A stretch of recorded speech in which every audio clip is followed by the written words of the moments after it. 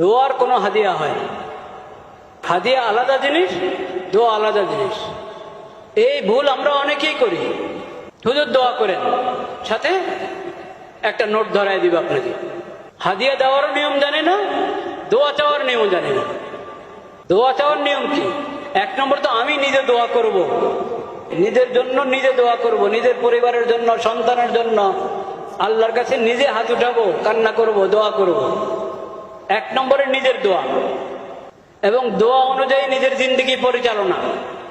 মুসিবতে পড়লাম, হাত উঠায় দোয়া করলাম, কিন্তু আল্লাহর বিধান মানি না।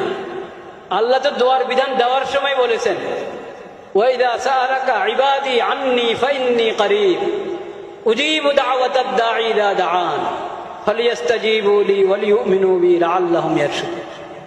আমি তোমাদের দোয়া সাড়া দিব, তোমাদের দোয়া কবুল করব, তোমরাও আমার ডাকে সাড়া দাও। আমি যে তোমাদেরকে বিধান দিয়েছি, ইয়া আইয়ুহাল্লাযীনা আমানু, হে ঈমানদারগণ, হে আমার বান্দারা, এইভাবে আমি কোরআনে তোমাদেরকে ডেকে ডেকে বলেছি না বলিনি? বলেছি।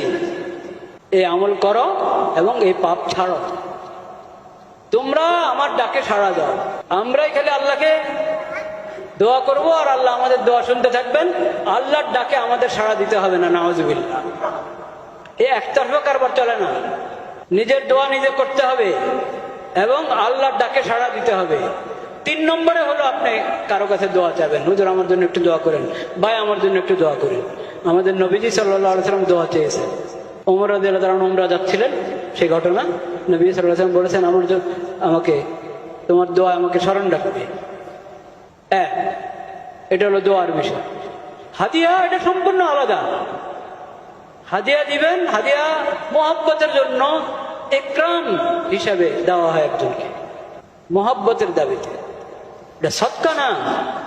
সদকা আর হাদিয়া এক জিনিস না। সদকা আলাদা, হাদিয়া আলাদা।